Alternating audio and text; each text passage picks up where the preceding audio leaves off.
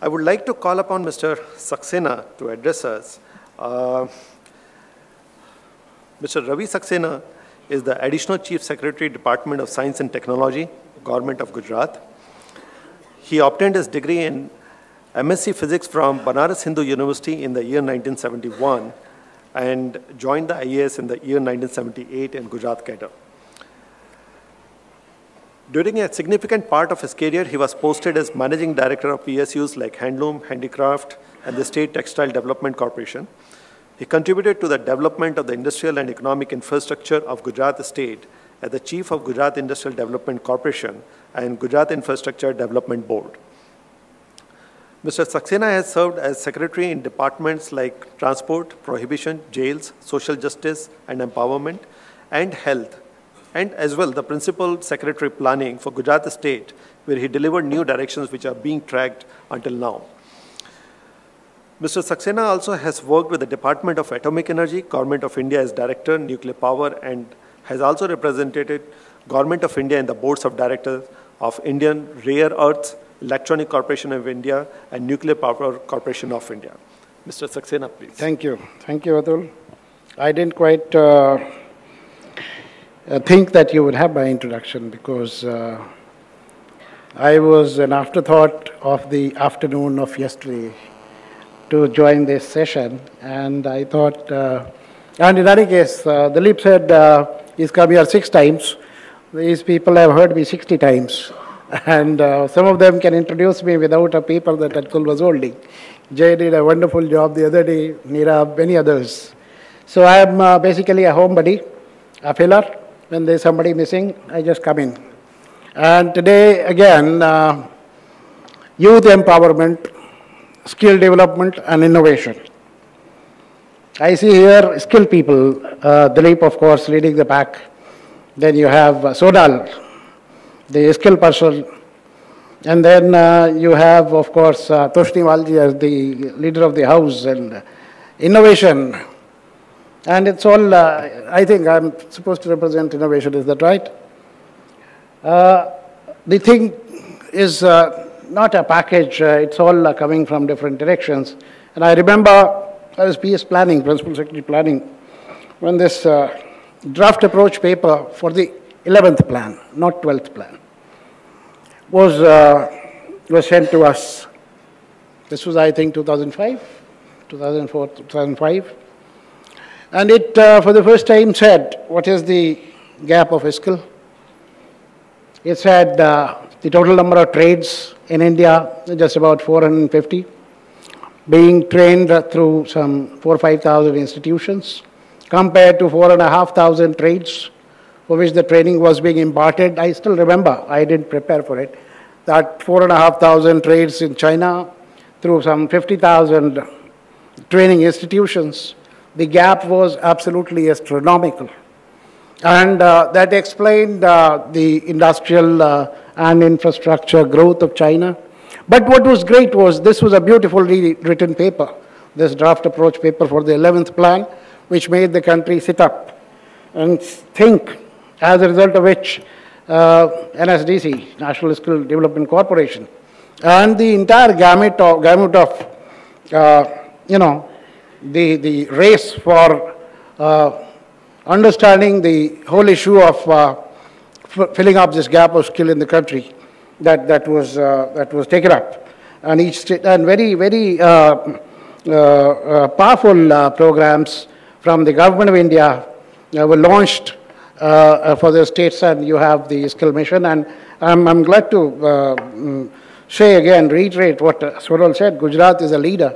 Gujarat is a leader state in taking up this challenge of skill formation for the new decade, and has demonstrated already the success of its experiments. The same paper on the innovation front, the draft approach paper for the 11th 5-year plan, it said, as a matter of fact, I was there in the NDC, the debate which took place on this draft approach paper. NDC is National Development Council, with the Prime Minister, the entire cabinet of the Government of India, and all chief ministers of all the states. They all sit together and mull over the future of the country.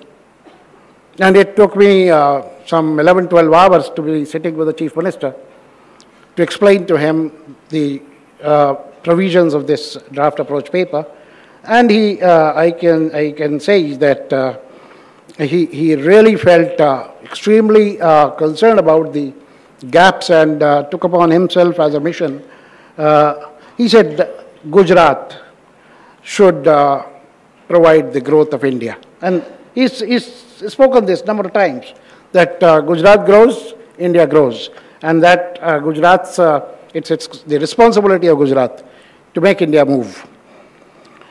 So on innovation, the debate that went on was, the Prime Minister wanted 9%, 9.5% growth during the 11th plan. And it was felt that unless agriculture grows at 4%, it would not be possible for the overall growth of 9.5% to be obtained.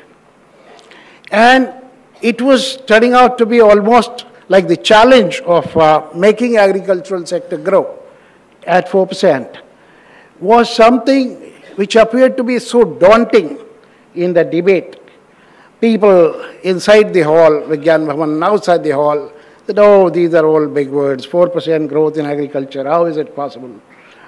Generally, people, I know, all Prabuddha people are there, they felt 1.5%, maximum 2% growth of agriculture, and which you saw that finally 11th plan could not reach 9.5% on average.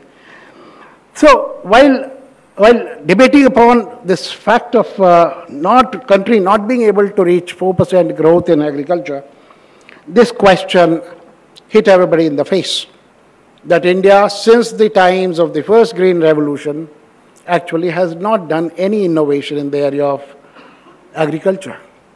As a matter of fact, we neither diversified nor increased the yield through any research over this entire period from the Swaminathan's Green Revolution till the 11th plan beginning.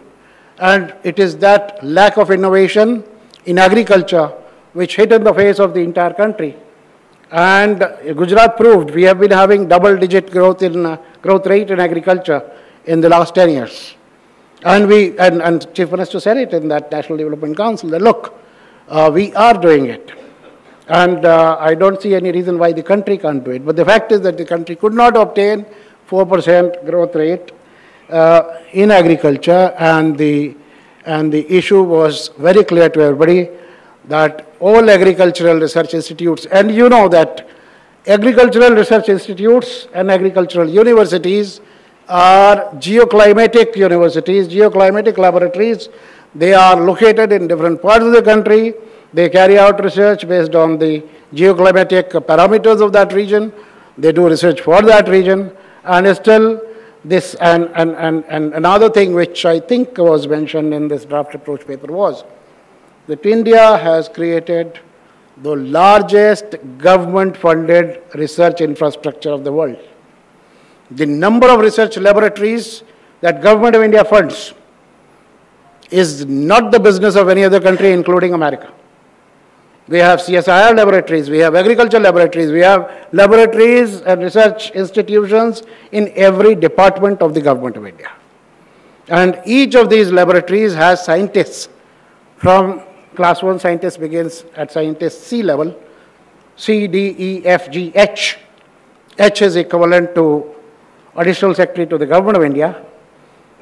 And after that, the next level is called OS, the outstanding. The outstanding scientist is equivalent to the secretary, somewhere I end up in my career as. And then you have bigger scientists.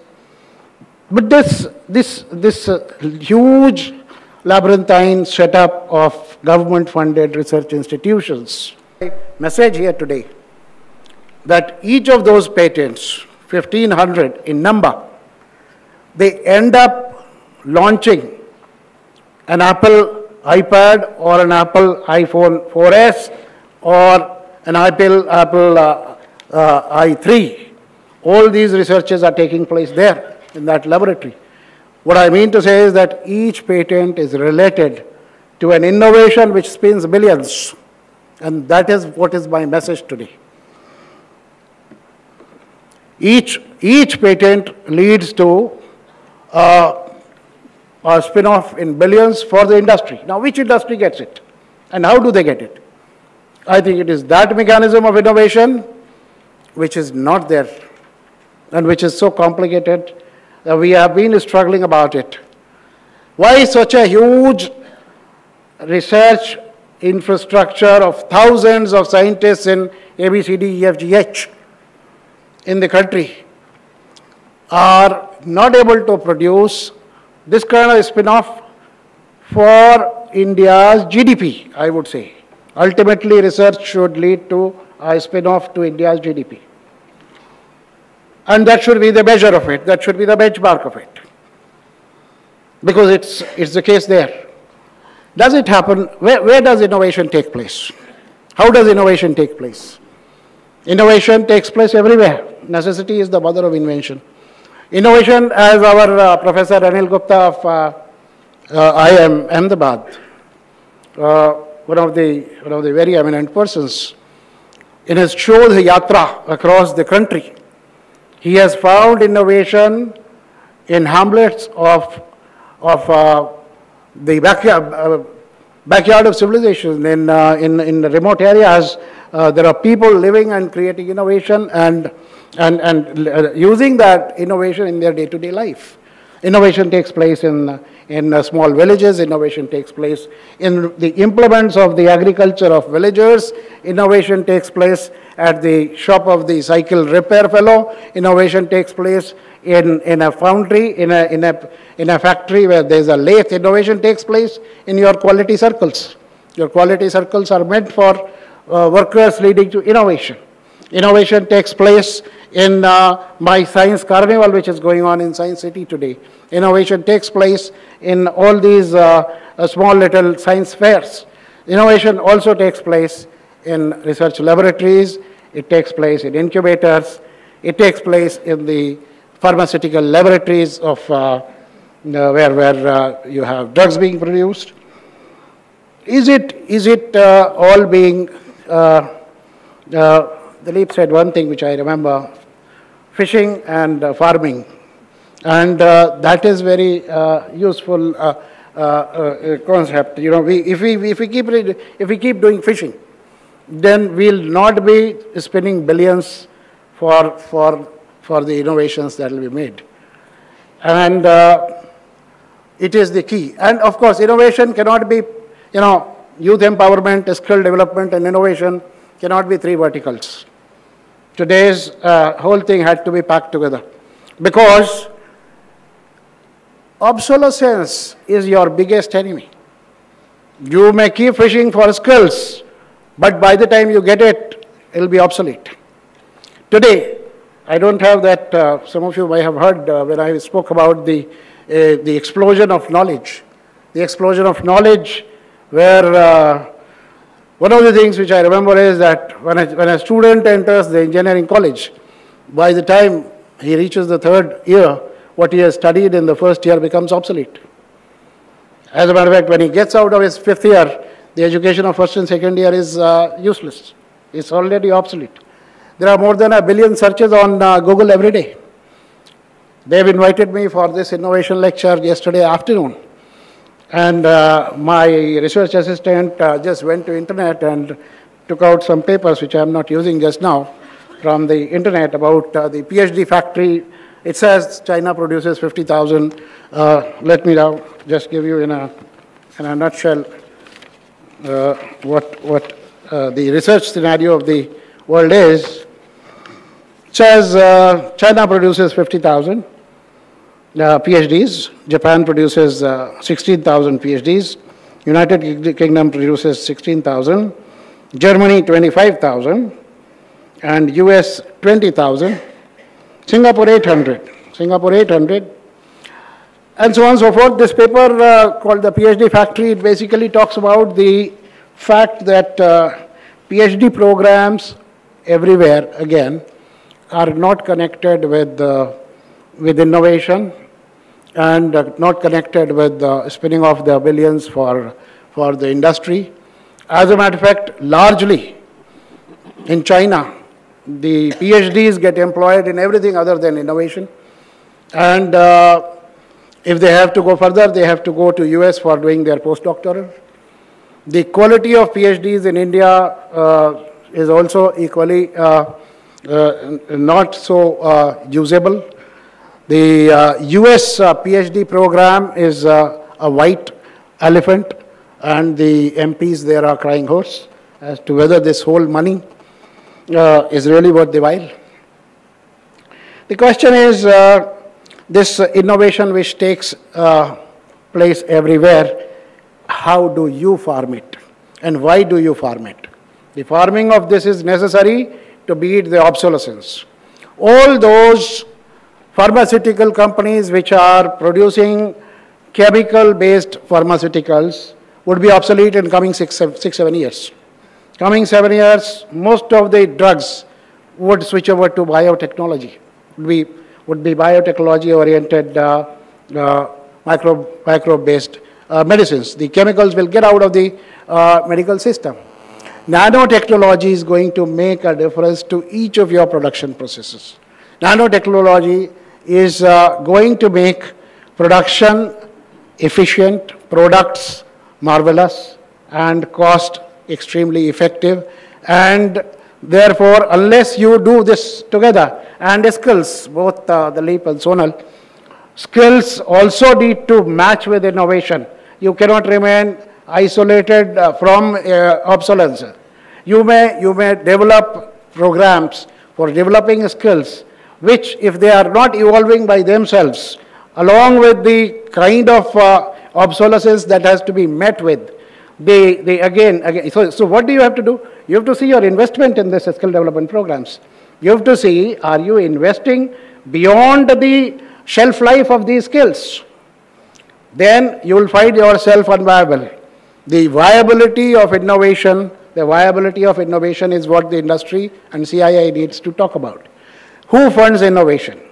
Problem is, innovation, maybe we're trying to set up an incubator since last 5 years for biotechnology. It's very costly.